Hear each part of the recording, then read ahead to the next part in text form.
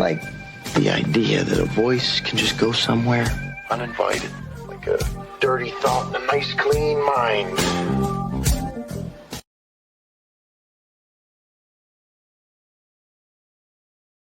Welcome back, everybody. I'm Jay. This is the Liberal Lens, and we're here because the New York Times just dropped a bombshell, in-depth report about Donald Trump and his relationship with Jeffrey Epstein, how it goes much deeper than people think, and how all the denial from the White House and the Trump administration about how him and Jeffrey weren't friends, they barely knew each other, was a lie, which we already knew. But now the New York Times exposed them and they dug deep into this report. So check this out. Today, new reporting from the New York Times reveals never-before-seen details about the relationship between President Trump and convicted sex offender Jeffrey Epstein. The deeply sourced story details just how close Epstein and Trump were and what brought them together. It's in direct contrast to a Trump lawyer's claims that the future president and Epstein did not socialize together and were never really friends. Joining me now, the man behind that story, New York Times political and investigative reporter Nicholas Confessore. Nick, I want you to take us inside this reporting. How close were they really? I think they were as close as any other friends that they had. And I think that Jeffrey Epstein thought he was Donald Trump's closest friend for a period. They spent a lot of time talking on the phone about women and sexual conquests. They spent time at Trump Tower or over at Jeffrey Epstein's offices nearby on Madison Avenue. They flew on each other's planes, and they partied together a lot. At a lot of parties with women, people who are younger than they are. And I think what brought them together was women and sexual conquest. You actually spoke to a former assistant of Epstein's, and I thought, well, how do we know all of this? Because you get into some pretty specific details. He actually let assistants listen in on the phone calls with Donald Trump? Yeah, it was a power play. So we spoke to several former assistants and employees of Jeffrey Epstein's, and he had a habit of putting Donald Trump and other famous friends on the phone. It was partly a power play and partly a way that he groomed people. See how powerful I am. I can put this person on the phone. I can get them on the phone. I can put them on speaker. We're friends. That's how powerful I am. It was a way that he groomed people. And he would put Donald Trump on the phone. They would talk about sex.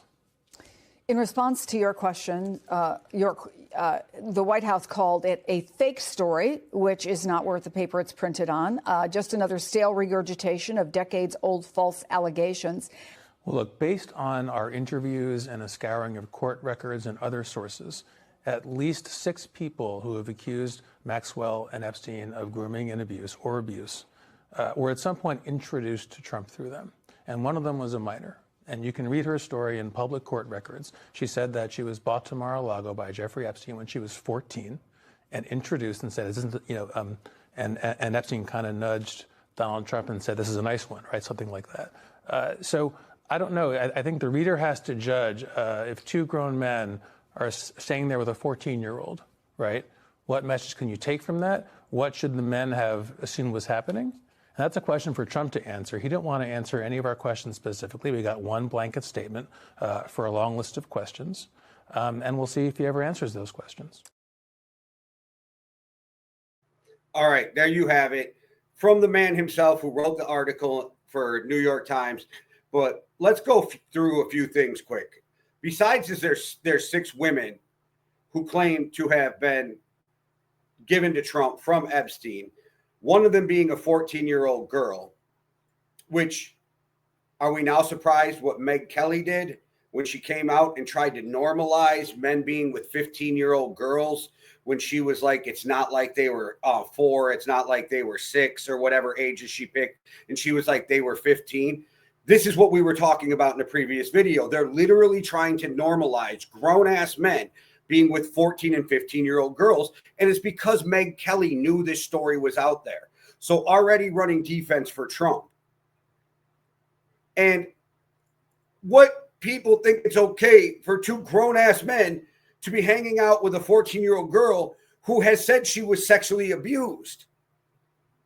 And I know there's going to be a lot of Trump supporters out there trying to burn holes through this and say that it's a hoax and a Democratic conspiracy. But we already know that Trump spent Thanksgiving with Epstein in 2017 while he was president.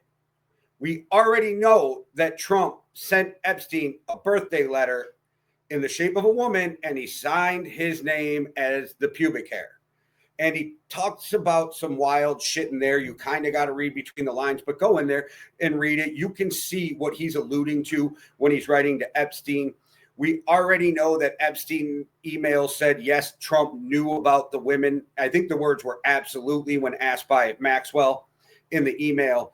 There is a lot of things we have already learned from these emails that were released from the Epstein estate. We've seen a few of the pictures of the 95,000 that the Epstein estate had released.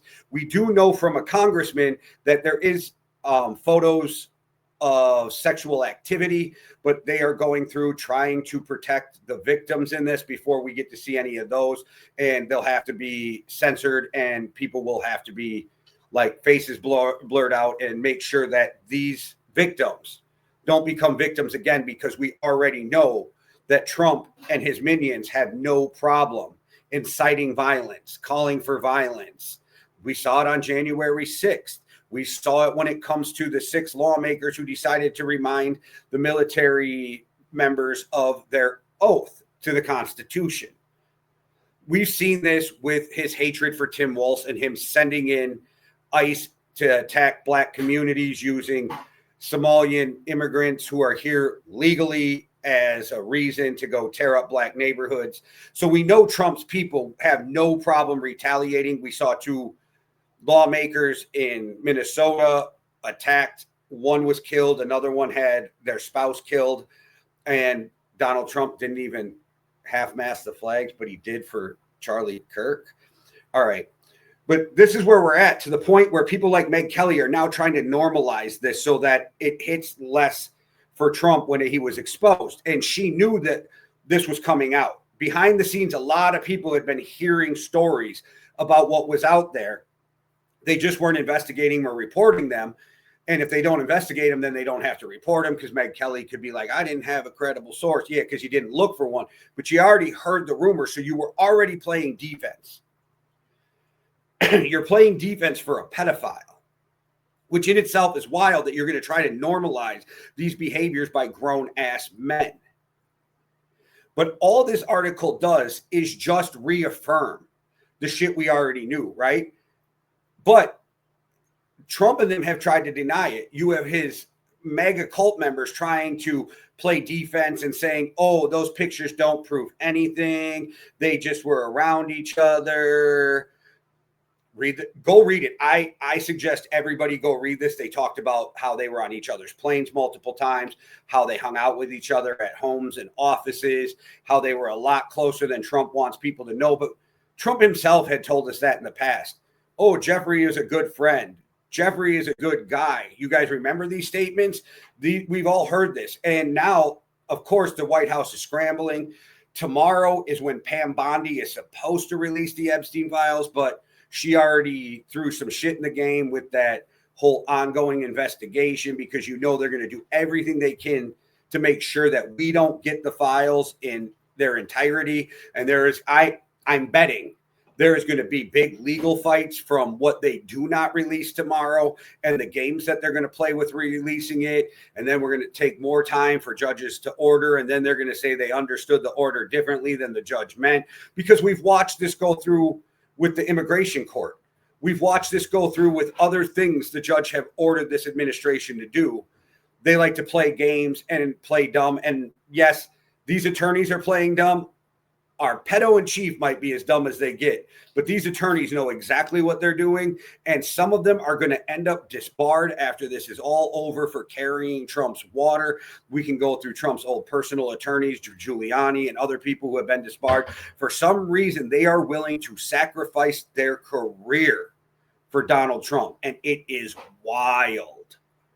More's just going to keep coming out. Slowly, we're going to get stuff released from the committees. We're going to probably get more from the Epstein estate. There is attorneys and Jack Smith and other people who know what are in the Epstein files. So when Pam Bondi tries to play her little games, there's people who will know that it's bullshit, so they'll be able to call this out. This is going to be a long fight, in my opinion. Does anybody really believe that tomorrow Pam Bondi is going to hand over 30,000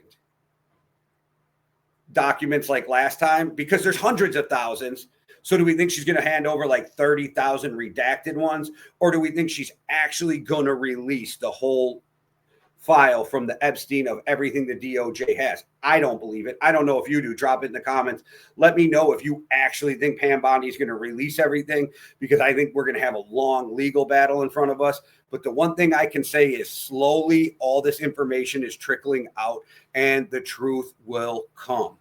It may take some time, but I truly, for the first time, believe that some people at some point are going to get held accountable for the shit they did to these young ladies, and they all deserve it. Like, you did what you did. You got to own that.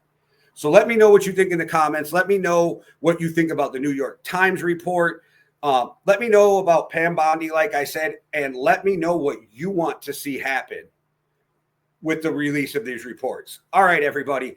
Thank you again for watching. Thank you for all the support we're getting on Facebook. I really appreciate it. Slow ticks on YouTube. I just need you guys to go over there, hit that subscribe. And like I said, my personal account gets binged all the time by Meta, so it's only time until Zuckerberg gets pissed off at this channel and gets some restrictions. So if that happens, you'll still be able to find all the content on YouTube. Again, thank you all for watching. Keep fighting the good fight. One world, one love. Deuces. Everything's polluted. The environment, the government, the schools, you name it. This radio person is the whole problem. Are we going to allow this guy to be heard by anyone who can turn a dial? You out there? You listening?